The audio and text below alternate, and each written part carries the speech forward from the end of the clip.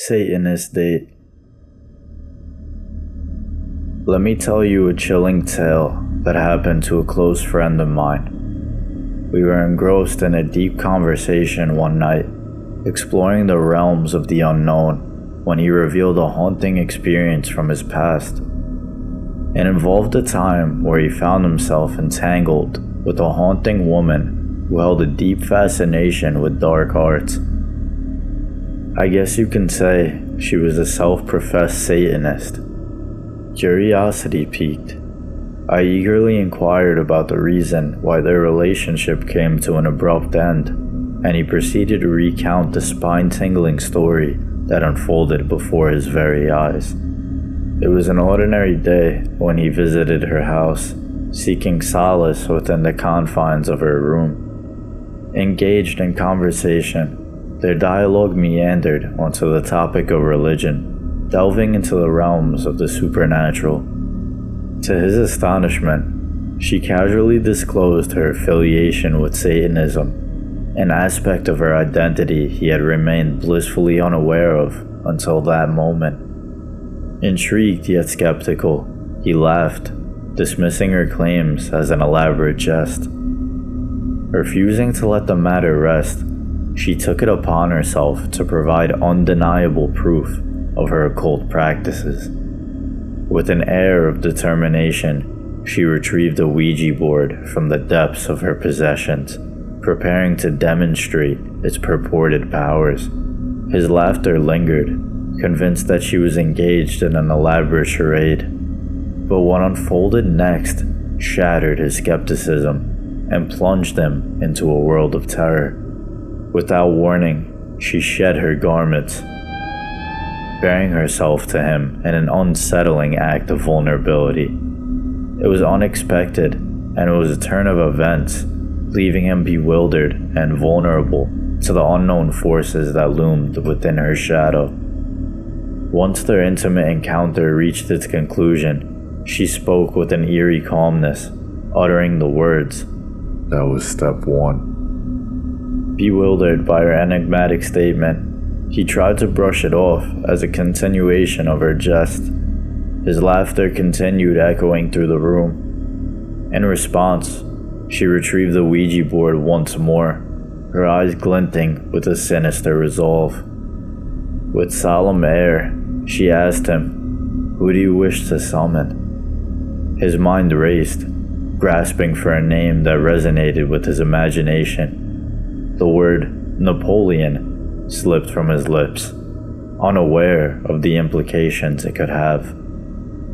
As she ignited candles, their flickering flames casting macabre shadows upon the wall, she began to chant incantations that echoed throughout the room. The atmosphere grew heavy with an otherworldly presence, and he could feel a tangible shift in the energy that enveloped them. Doubt and skepticism were replaced by an overwhelming sense of unease as he watched in disbelief. I know what you're thinking. This story sounds too crazy to believe. But from what I was told by my best friend, this is really what happened. Everything that went down in this girl's room was a direct correlation of what she was doing in front of him. And to make it even more believable, when my friend spoke to me about what happened, I could almost sense the terror in his voice. Whatever he was saying was coming out of his mouth with pure truth, almost as if I could see what had happened through his eyes. Where he'd been before and what happened in that room resonated within his very soul. He wasn't one to lie, and quite frankly, he was the only one in my friend group who I really trusted. But to continue on with the story, regardless of what you think of it up till now, the craziest part hasn't even happened yet. To his astonishment, the planchette on the Ouija board quivered, seemingly guided by an unseen hand. The words spoken by his companion echoed through his mind, and he realized with bone-chilling clarity that this was no mere prank. Fear coursed through his veins as he stumbled backwards towards the wall, falling to his knees in a desperate attempt to find solace within his fate. As if responding to his silent plea for salvation, the candles illuminating the room extinguished, plunging both of them into darkness. A torrent of emotions overwhelmed him as he grappled with the terrifying reality he'd unwittingly entered. The woman, his former lover and date, became consumed by rage. Her anger at his interruption was clearly palpable. She swiftly fled the room, leaving him to grapple with the weight of the supernatural encounter he just experienced. From that moment forward, his conviction wavered, his once unshakable faith shaken to its core. The sinister encounter had then left a mark on his soul, a chilling reminder of the forces that lurked beyond the veil of our understanding. It was a wake-up call, a stark realization that the realm of darkness and light coexist in a delicate balance.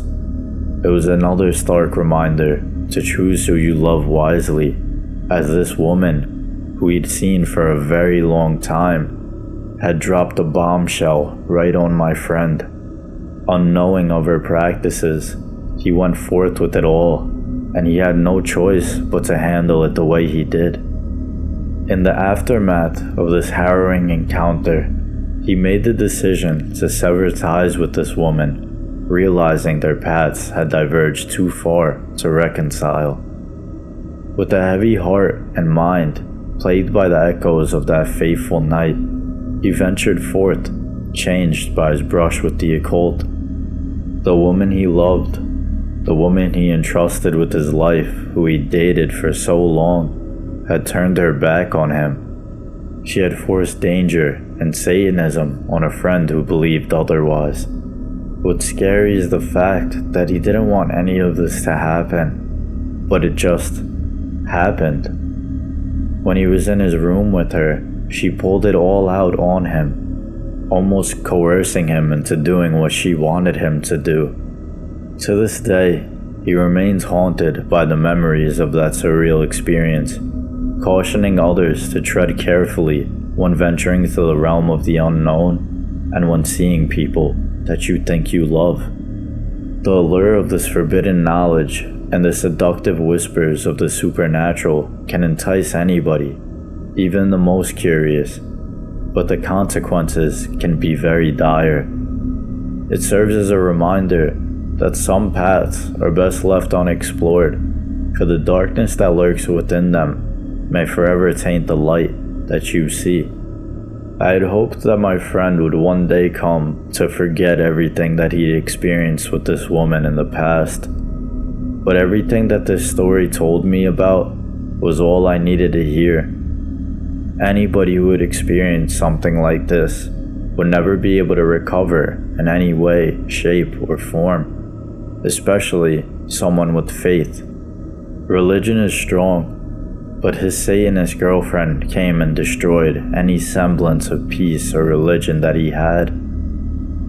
I would never hate on somebody for what they chose to practice, but the second that she forced her religion upon my friend and brought what she thought down was deemable is unforgivable. This love had turned into a scar that was never going to heal. This wound was going to stay fresh and present in his mind forever, and that showed when he spoke to me about this past experience.